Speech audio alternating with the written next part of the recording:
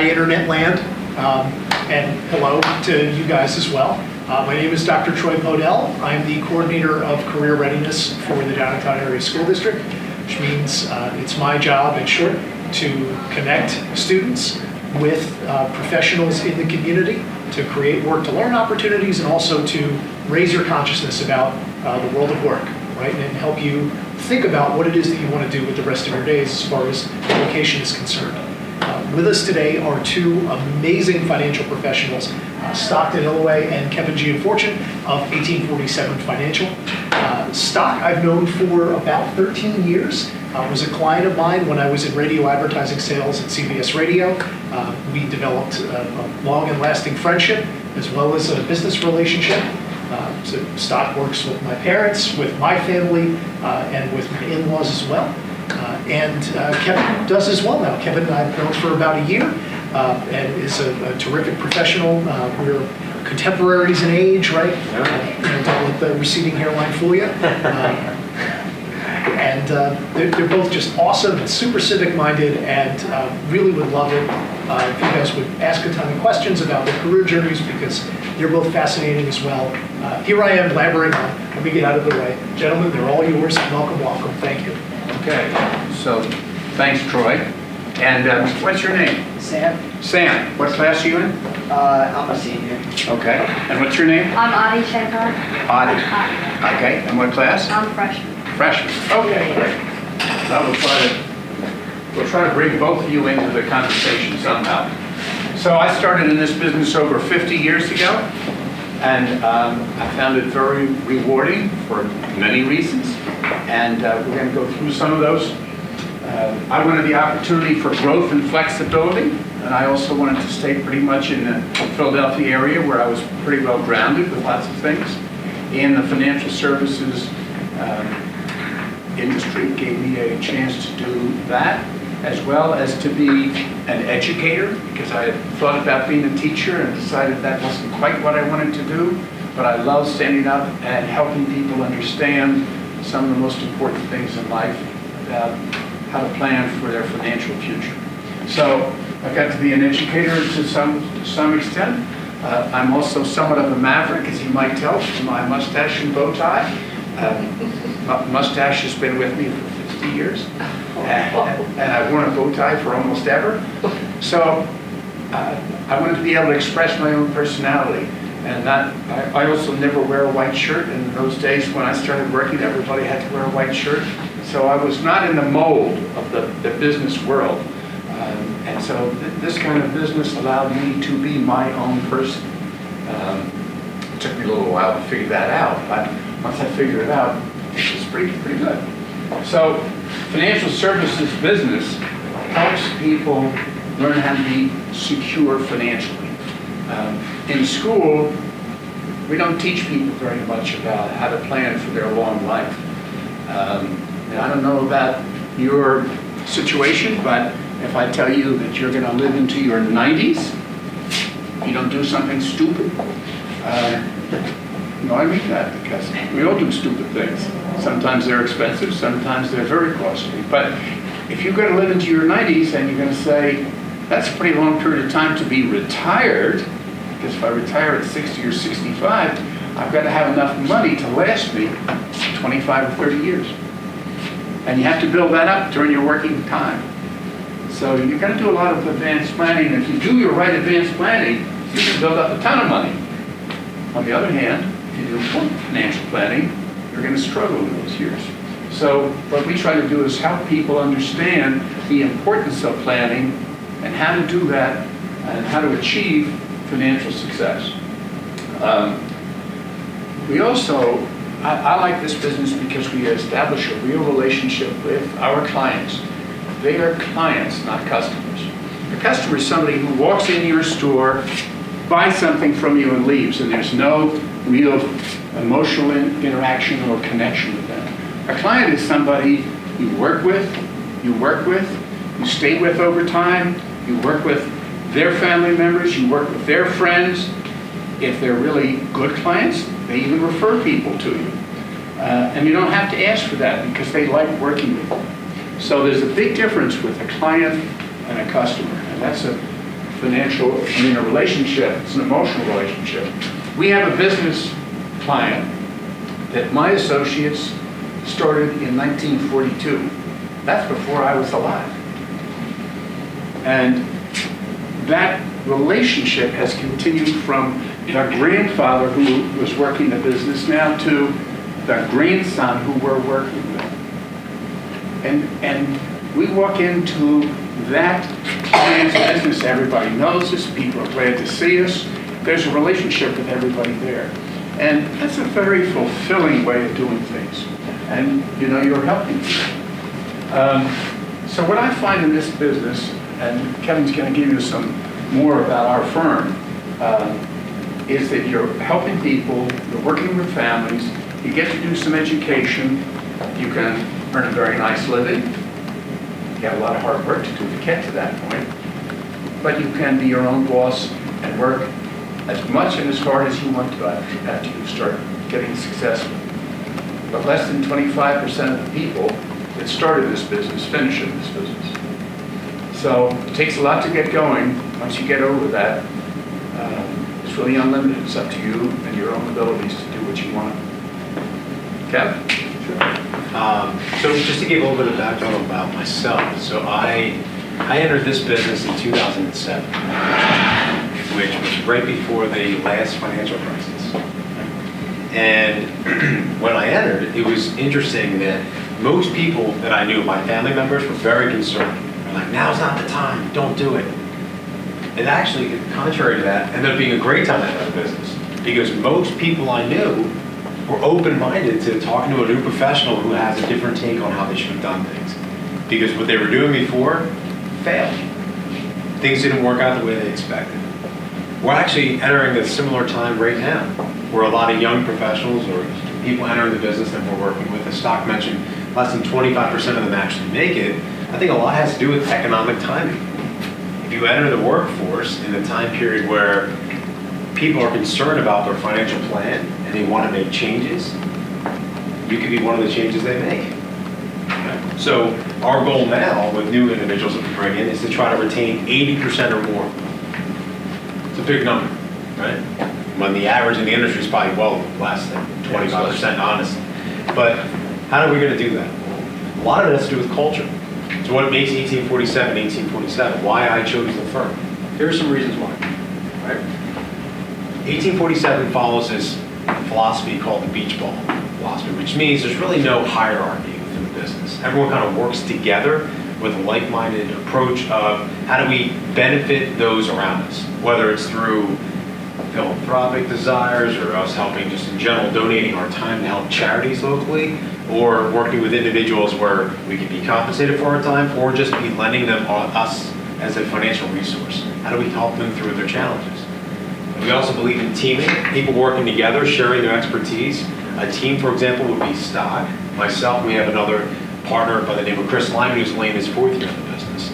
So we work together to share our different levels of expertise to help grow our practice as a group. That's very important. That also will help increase that retention rate for people that are young and new. Because what's something you might not have as you're getting into this are some of the relationships that someone like Stock does have.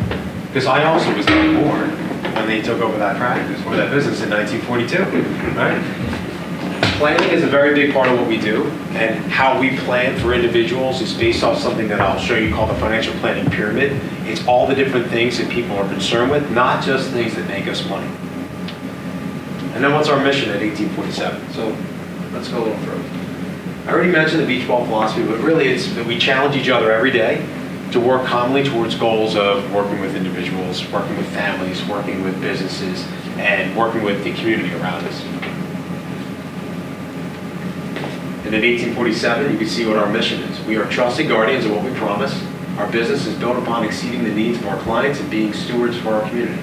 We build our relationships by doing the right thing, valuing our differences, and working together with integrity, honesty, and respect. Now, as a group, we all came together and agreed upon this. It's very important. When this firm was really reformatted to 1847, that was around 2011. Now, Stock and I were with the practice well before that, but when that rebranding happened, we came together as a group and decided that we wanted a specific type of planner to be associated with us, And we all want to have this goal in mind, this mission. Here's a financial planning pyramid. I'm not going to take you through it because we're not really in one of those types of settings, but some of the key components here are the most important. People need to understand what foundations they need to build their planning on. And depending upon when I get to someone in their life, one of these columns is more important than the rest.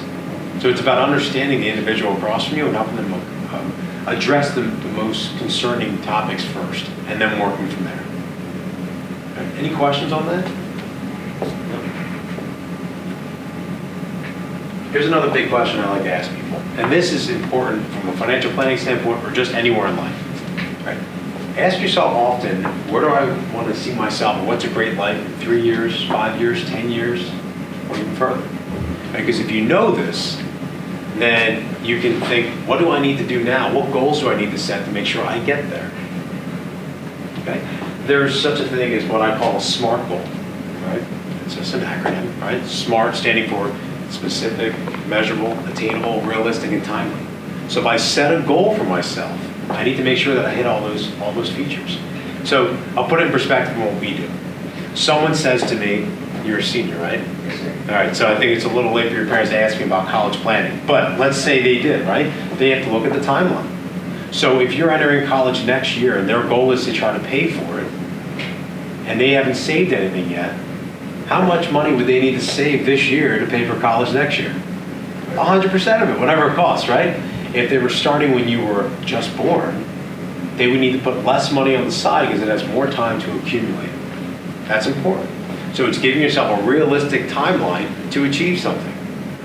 Think about this in a perspective for what you want to do when you graduate from college. What's a realistic starting salary? What's something that you really want to make sure you know what you're going to do? What am I passionate about? Put all these goals together and that'll help push you forward. Where do I want to be in 3 years, 5 years, and 10 years? At 1847, we believe very much in training as well. So we train the individuals that are coming in that are fresh to the business on all the ins and outs, how to be a trustworthy seller, how to do investment analysis, insurance analysis, so on and so forth.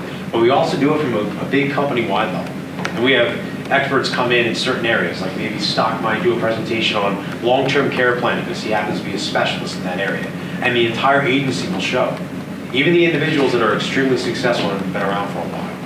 Okay? So what's an important takeaway there is you're never too old or too established or too successful to continue to learn. Right. I already spoke about teaming, and we do believe it's very important, so I encourage you to always look into it. And these are some of the areas that we do planning in. Okay. But I think what you're going to get the most out of today is asking us questions. So, go ahead. Okay. So out of school, what was your initial exposure to the industry? Did you get the investment banking route, or did you get? No, I didn't. Okay. I went to work for an insurance company, Okay. and I learned a lot about insurance, retirement plan products. I became a specialist in retirement plan products, and went around the country to our agencies, our offices, and talked about retirement planning. I found that I liked getting out and talking to people. And after a number of years of doing that, I thought it'd be better if I was one of those people than one of the people in the home office. And so I started going out and developed my own relationship with clients. So Sam, did you know where you're going to college? Not yet. Still weighing a couple options. What kind of schools do you hope you're going to get into? So I'm waiting to hear back from Dartmouth, Cornell, UPenn. Great, good schools. Yeah, yes, sir. And I currently have a full ride at Temple from that. Fabulous. That's great. That's great. And you know what you want to do? Yeah, so my older brother works for Longshore hedge fund, Oh, and I'm hoping to. what's the name of the fund? I think it's Longshore. I'm short. Okay. Yeah. So you think that might be attractive? I'll probably follow his path, yeah. It's a high-risk venture, It is. but you can make a lot of money or you can lose a lot of money. Yep. That's it. And where does he work? At the fund right No, now. man, in Philadelphia or? Right now in Philadelphia. Yes, sir. That's great. Well, you got a plan. I do. So what are you going to take in college? So I'm looking at taking econ. That's probably what I'm going to major in. possibly a minor in stat. Nice. Good. Got some skills. Now, I've forgotten how to pronounce your name. Adi. Yeah. Maybe I'm going to think of you as an automobile, or you Audi. That's So- not, is that okay? Yeah, that's Okay. fine. What do you want to do? Like, I'm still, don't know, like, I'm taking an intro business class, and I really like it. Like, I like using the Excel, and I like, it's like, I just like the class. Mm-hmm. But I'm still a little bit confused on, like, finance. Like, do you, like, give money to people, and then, like, what is, like, I'm really No, confused. we don't, it's the other way around. People give money to us. We try to help people learn how to build that financial pyramid, and so we try to help figure out what kind of products are most necessary for them to build a financial plan, whether they need like retirement products, or they need life insurance products, or disability, or Kevin was saying long-term care, and how to invest money that they need for retirement. So we try to help people figure out, first of all, a plan, and then what's needed to make that plan successful, and then develop the products that fit that plan. So I'm sure there's like other financial companies just like you guys, right? You so better like, believe it. How do you get them to come to you compared to like going to other places? How do we recruit people? How do you win them over? Or clients? Yeah, Referring clients, right? Yeah. Oh, that's Good question. a good question. How do they market themselves? Yeah. Well, I'm not really in the business of marketing myself anymore because I've been doing it a long time, and I get referrals. And one of the nice things is I get referrals without asking for them. So that's even nicer. But for instance, this young man here, Troy, he has referred his neighbors to us, and he's referred his in-laws to us because he thinks we did a good job for him, and we've established a nice relationship. And so that's how we get to other people. That's the best way. The other way, when you start out in this business, is you contact people. Well, in my day, you just dial for dollars. And but now there's so many more ways of communicating and getting to people. But what we found, and there's a very old formula that works in almost everything you sell, is what we call 10-3-1. You have to contact 10 people to get 3 appointments to get 1 sale. And that causes what we call a lot of rejection, because 9 people have said no for the 1 person that said yes. But you can look at it the other way. If I see 10 people, I've got to get those 9 people out of the way before I find the 1 person who's going to work with me. And you also learn that just because they said no doesn't mean that they say no to you personally. It just says, I'm not ready, I'm already taken care of, I'm too busy, any number of things. It's not, I hate you. That's not why people don't work with you. They also find that sometimes you just have to stay in touch until that person is ready. For instance, Troy didn't become our client until he got through school. I sent him a couple of emails or a phone call. He didn't respond. And then he finally got married and was beginning to have a family, and he said, I need to do something. And then he got back in touch with me. So it was just keeping a relationship, and this is very much a relationship business. You establish relationships. I talked about that business client that my firm has had a relationship with for 77 years, 76 years. That's a long time. And that's to a lot of people on that side and a lot of people on our side. But you develop great relationships and great friendships, and you work with a whole family of people. So I don't know that that answers your question. Yeah. I'll give it a different approach too, considering I'm still kind of in the part of my career where I'm trying to bring on Yeah. clients, right? So we all offer the same things for the most part. Right. You said there's a lot of competition, there is, and they all can offer you the same widgets, right? We have the same mutual funds, ETFs, all these different things. So what separates us is us, right? So my approach to the business is I call myself a financial planner, not a financial advisor. And when I speak to someone, I say the difference between the two is I believe that a financial advisor is typically looking to bring you a product that you need to purchase, where a financial planner is looking to give you their advice so you can make a conscious, deliberate decision about your future rather than leaving it to chance and good luck. So people pay me for my advice, not for a product that I'm selling. The challenge is, how do I get people to know that? Right? I mean, put it in perspective of any business. Let's say I decided I wanted to sell pizza. I mean, everyone likes pizza for the most part, right? At least most people. Right? What makes my pizza better than everyone else's? I can say I'm Papa John and I got better ingredients, better pizza, right? But how would they know until they try it, Yeah. right? So what are some ways people go about doing it? Give out a free slice, right?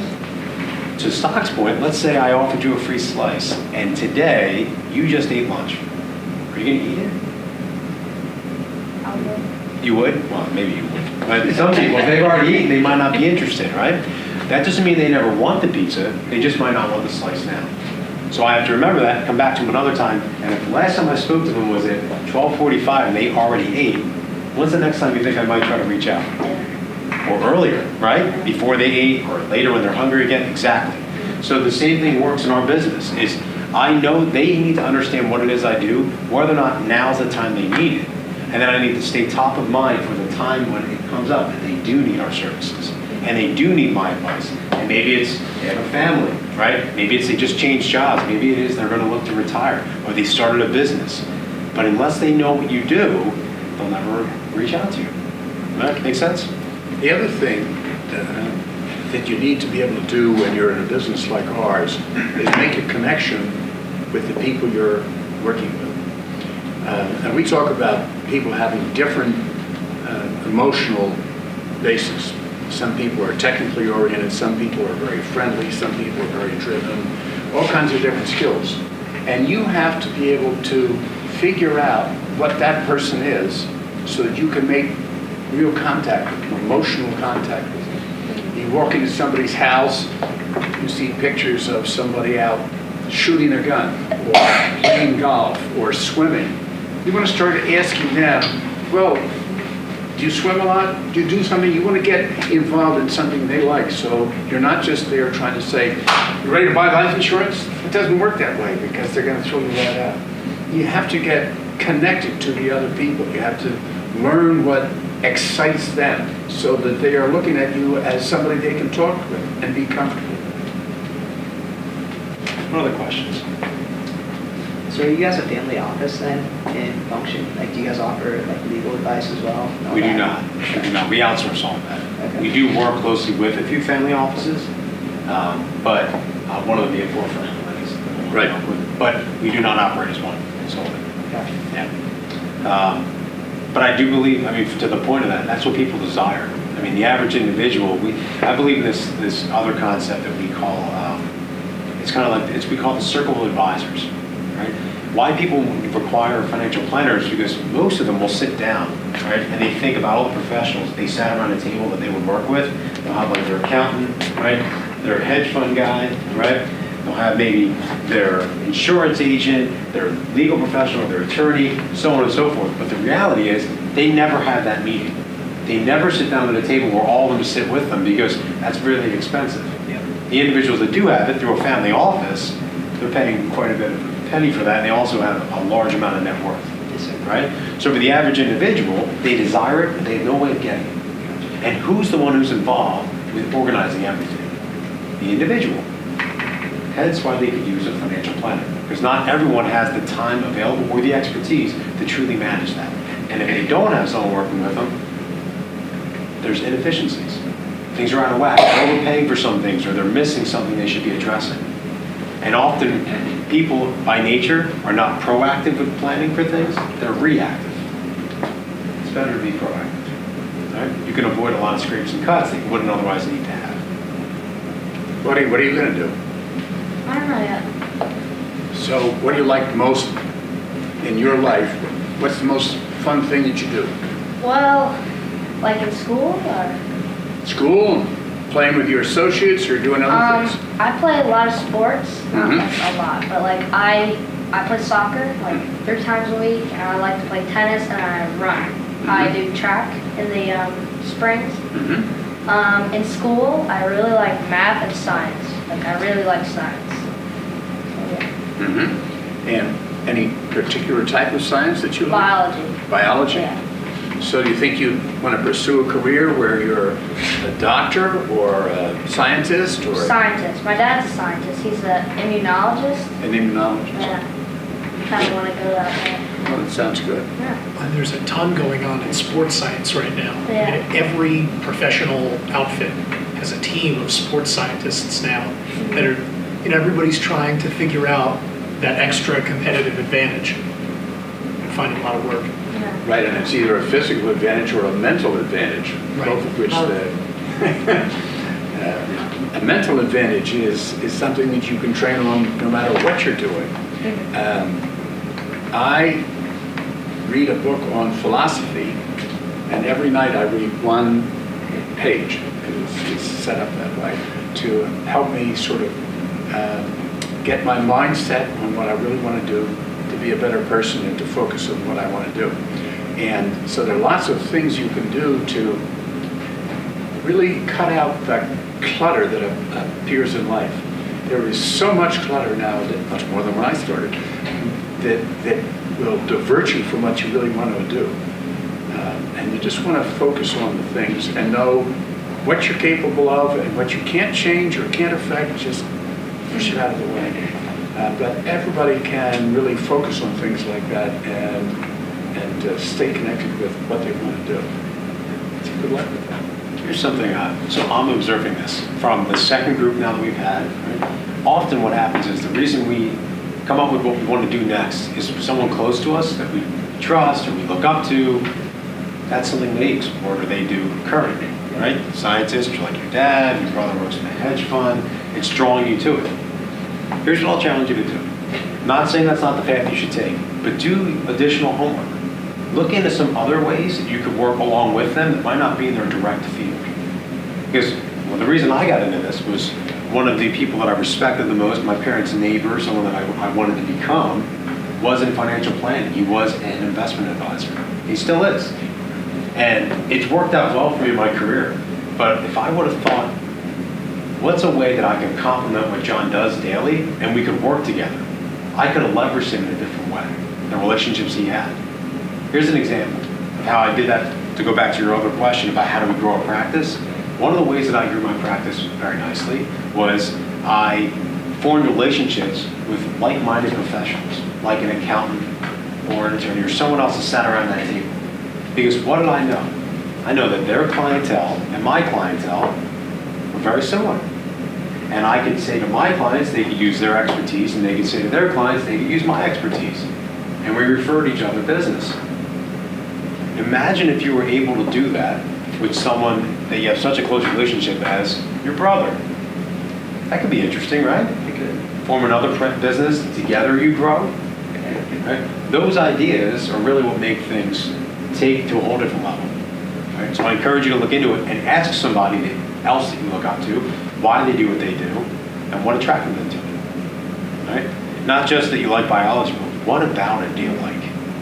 Like, is it just learning more about things that you never really knew affected the body before? So it's just interesting to you because you can immediately apply it?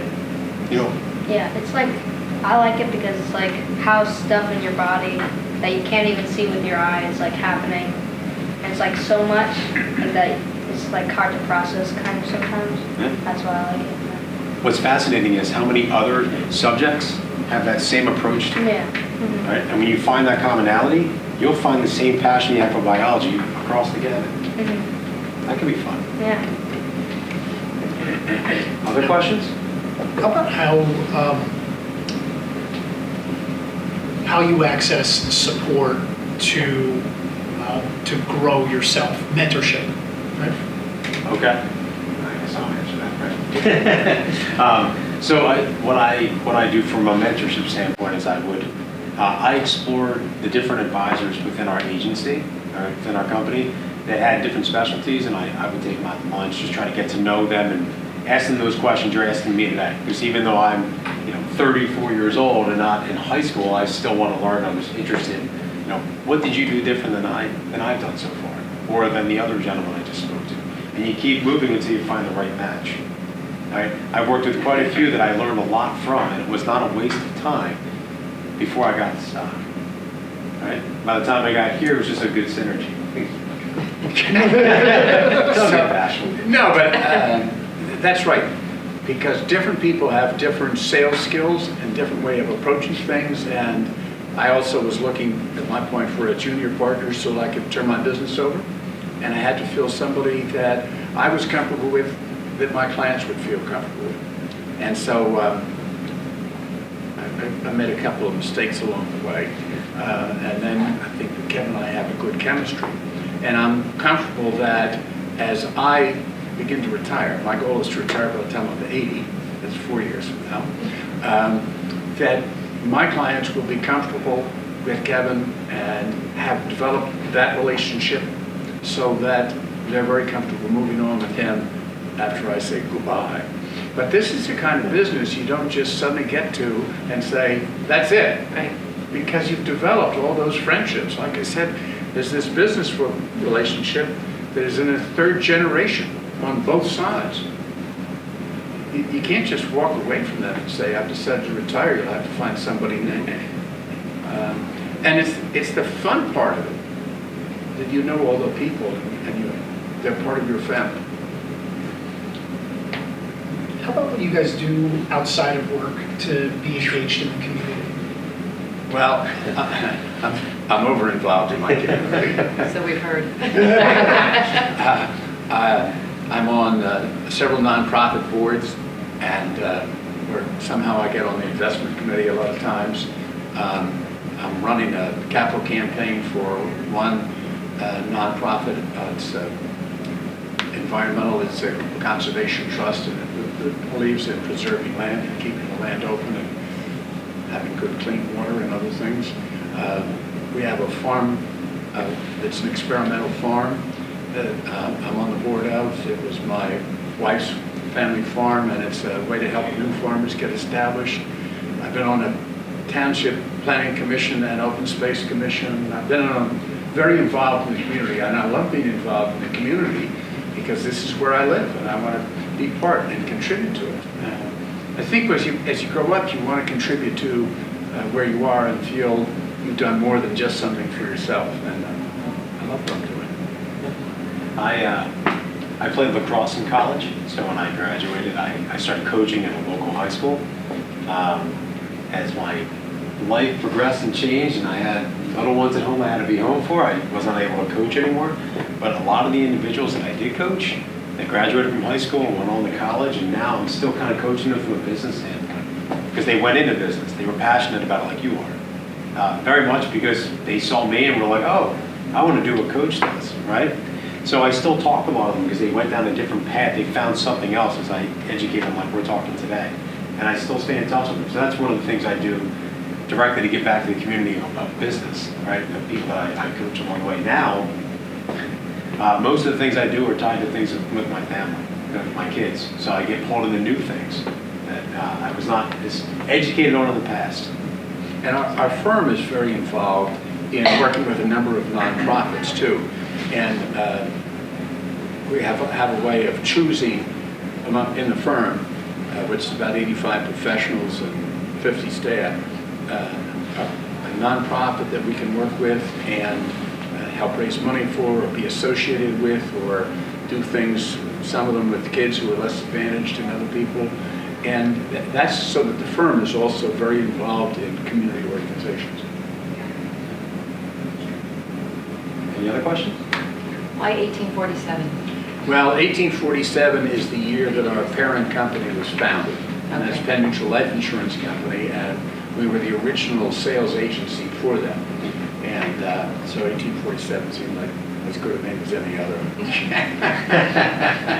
I thought somebody else might ask that. No, that's a good question. You'll find that there are several financial firms that have a number connected, and it has to do with some family or something like that. But it's a great group of people. We have offices in Allentown, Bethlehem, Lancaster, Harrisburg, obviously in the suburbs of Philadelphia, New Jersey, two in Wilmington, and one in Boca Raton. But that's a strange story, Boca Raton. But other than that, the nice thing is therefore that we spread out our whole community that way. Everybody others involved in different parts of the year. Any other questions? Anything we can help you with, or send you on your way? Gentlemen, thank you so much for your time. Thank you. Thanks to our audience. Yeah. Good luck with what you're doing. Thank you.